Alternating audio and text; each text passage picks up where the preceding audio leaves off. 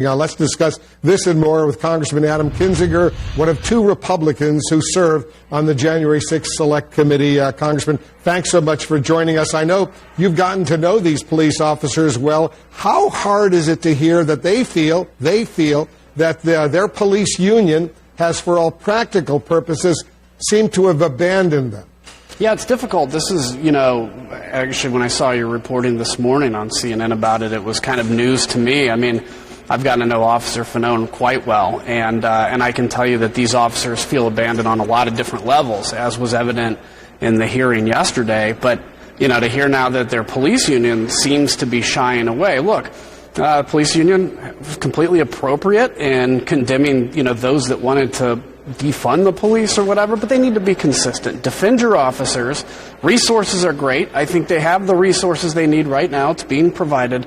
But more importantly, we need that moral authority, the FOP, to come in and say, look, you can't attack officers, and you also, as leaders, should not deny the fact that they were attacked. Yeah, that would be really significant. The Republican Party, and you're a Republican, you're a conservative Republican, have been for a long, long time. The Republican Party has always projected itself as the law and order, pro-law enforcement policy. Can your GOP colleagues still make that claim while hanging these police officers, at least many of them, out to dry?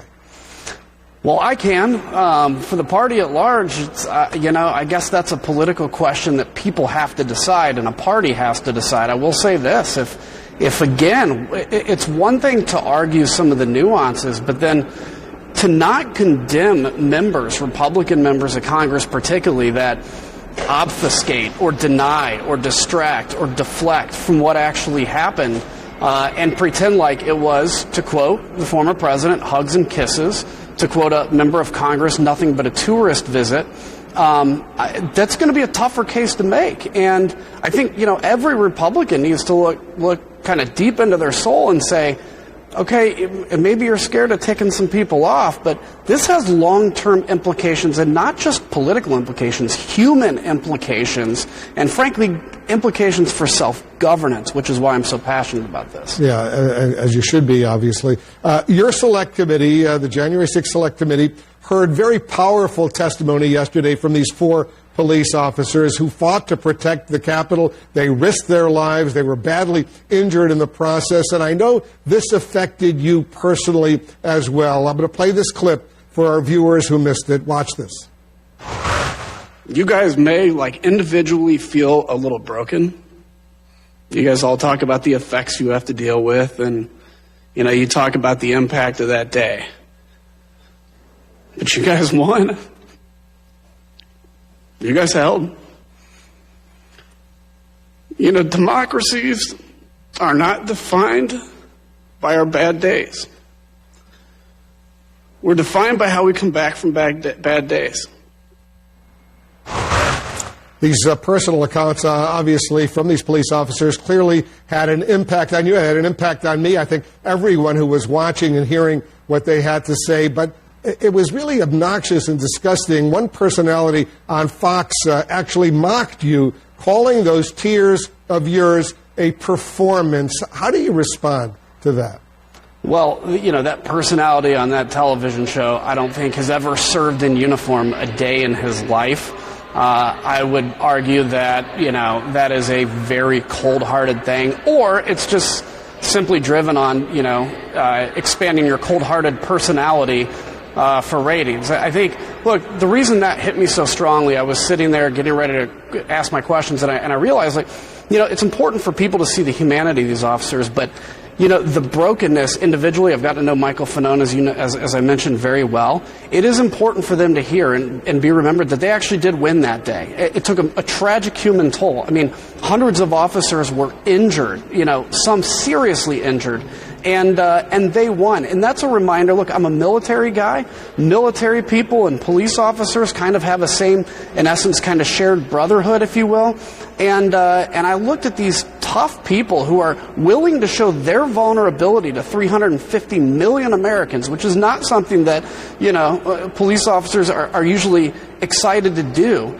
And they needed to be reminded of that. It caught me off guard, but I think it's important just to show people that these are human beings. And I think yesterday did a good job of showing the humanity of it outside of the cold political calculations that everybody takes every day out here. That Fox personality, by the way, never served a day in uniform in her life. I just want to be precise on that. You're a lieutenant colonel in the U.S. Air National Guard. You served heroically in Iraq and Afghanistan. You know what war is, and as someone who's known you for a long time, for me to see you choke up like that, and Adam Schiff, by the way, he choked up as well during those hearings. Those police officers were very emotional. It was such a powerful moment. Let's talk about where we all go from here. Your select committee moving forward with subpoenas. We have a good sense of who spoke to the former president as the attack was unfolding on January 6th. Your colleagues, Jim Jordan, Kevin McCarthy, also Mark Meadows, Ivanka Trump, Senator Tommy Tuberville, should they be expected to receive subpoenas from the special committee? Well, I don't want to get into the tactics and the details because, we're in the fact-finding process of where do we need to go? Where does this lead? One thing that we don't want this to do is to become just kind of another political spectacle. We want actual answers. We want to know what led to this, who was responsible, all these questions. And so that is the process we undertake now.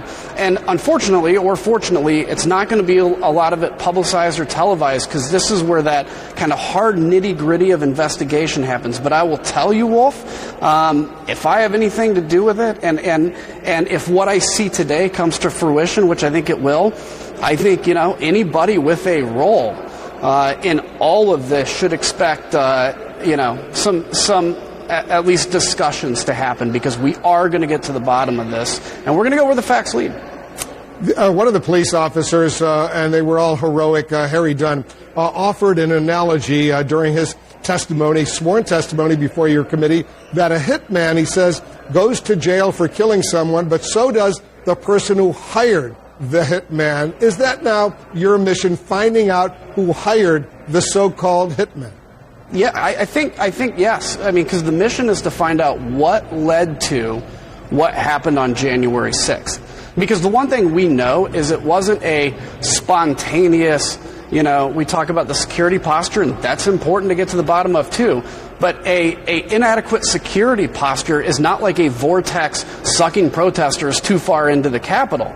That is an issue we need to get to the bottom of, but that's not what caused January 6th. So, yeah, there's a lot of questions, but I think we're going to get to the bottom of this. By the way, Officer Dunn's testimony about having racial slurs yelled at him, saying that was the first time in a uniform, broke my heart. But I'll tell you, we should be spending, as a party, way more time denouncing those people that may claim to be Republicans than we should denouncing, Liz Cheney, me, and others that want to get to the truth. Well, on that point, what kind of reaction has your office received over these past 24 hours? As you can imagine, highly charged emotional responses. I mean, some people calling appreciative, some people quite angry. And it's the same with colleagues, right? I still get along with people. I understand that there's friendship and professional, but this is uncomfortable. Yes, for me, it's uncomfortable for others. Look, you can feel isolated in this process, and that's actually why I started Country First, country1st.com, because I realized there are actually a lot of people that feel like Liz and I and others that are saying, we just want to get to the truth. And so, look, we can't do this alone. We need help.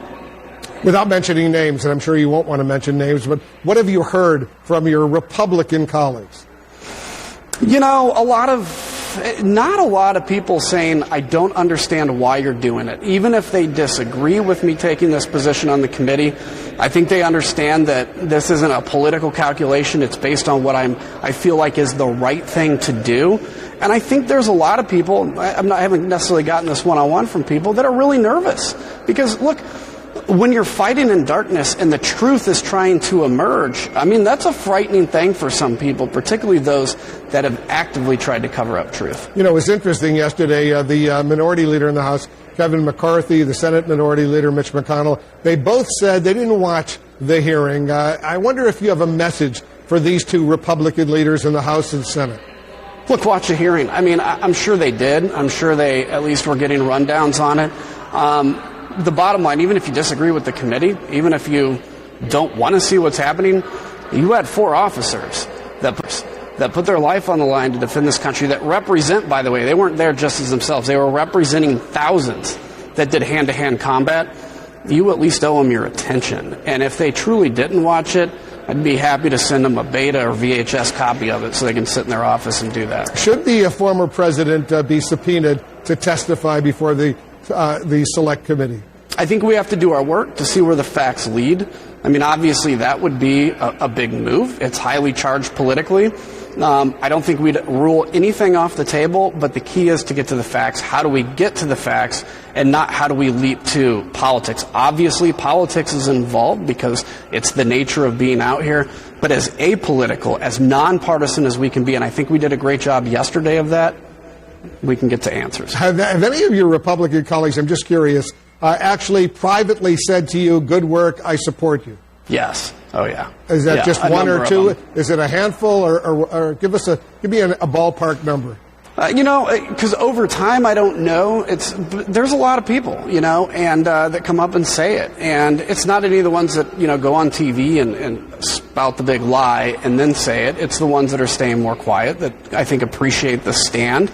But it's a lot. And look, Wolf, the thing to keep in mind, save 1 or 2 maybe out here, nobody, and I think it's very important to repeat, nobody actually believes the election was stolen from Donald Trump. But a lot of them are happy to go out and say it was. Are you still comfortable being a member of the Republican Party? Have you given any thought at all maybe of switching parties as you are you going to have to seek re-election next year? Yeah, no. Look, I'm a Republican at heart, right? I was a Republican way before Donald Trump, since I was 6 years old. I believe in the values I'm fighting for, and I believe that a party with such a great, rich history deserves to have people, even if it's only a couple of us at the moment, in there fighting to restore the soul of it. So I'm going to fight hard for that. Are you confident that the hearing schedule will continue next month in August during the recess? For example, there's huge interest, obviously, and totally understandably right now in what's going on. Yeah, look, they're going to continue. I think a very important thing that people need to understand, though, is hearings are kind of like seeing the tip of the iceberg. So it's obviously important. We want that information out there. But a lot of work is being done prior to that and up to that. Hearings are almost secondary to the actual work of the committee. So be advised, be known, let it be heard loud and clear. We're moving. We're moving as fast as we can, expeditiously and thoroughly. And so we expect to have more hearings, I'm sure, soon.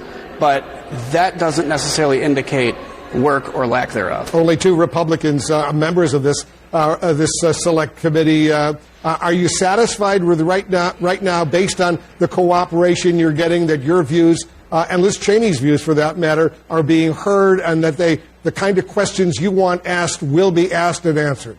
Yeah, so far. And look, it's obviously very delicate, right? I mean, Republicans and Democrats pretty far apart. Most of my Democratic colleagues, I don't agree on much with them, but we agree on the biggest thing right now, which is democracy's at threat. Democracy needs defended. Self-governance requires accountability and truth. And I'll tell you, as of yesterday, too, with that hearing, I think we're on the march to maybe doing something rare in D.C., which is putting those stripes aside for answers. Getting back to what that police officer said, who sent the hitmen to the Capitol on January 6th? If you're asking me who sent, I probably maybe a few weeks ago would have given you an answer of what I think right now. I think it's important for me to say, let's see what the facts are. Let's get to the truth, because it may be one or many. We don't know, but that's what we want to get to the truth of. And I wish I knew that all today, but I will tell you, we're going to work as expeditiously and thoroughly as we can. There was an opportunity for the Republicans to have an equal independent commission, a 9/11 type commission, to go forward and investigate 5 Democrats, 5 Republicans, both sides equal in terms of the procedure. But in the end, Kevin McCarthy, Mitch McConnell rejected that. Was that a blunder? Oh, I think a huge blunder. I mean, that was my preference. Be 5 and 5, fair subpoena power, equal subpoena power, kind of done without being, a spectacle. not members of Congress, that don't have a political motive, that would have been great. But it was shut down, and I think it was shut down in the impression of, let's just move on. Well, look, something like this, no matter how much you want to wish it away, you can't move on until we get answers. This is 7 months ago. This isn't like 18 years ago. This is 7 months ago. It's way too early to move on until we know what happened. What do you think? How are your Republican colleagues going to be remembered, historically speaking, down the road for pushing forward what we call the big lie? Well, look, I think many who have just kind of, not really been out there, we'll see. Those that have stood up on television and stood up on, whatever social media platform for money, for retweets, for likes, and put open lies out there, I think they will be judged by the country. I mean, because ultimately, the truth's going to be known. I mean, if somebody really thinks that this narrative of January 6th that some are trying to push is actually going to be like the one written in the history books, it's not. It's just a question of when. Is it sooner or later? But it's coming. So I wouldn't want to be on the one out there on TV pushing the big lie and think somebody's going to eventually be proud of what I was doing.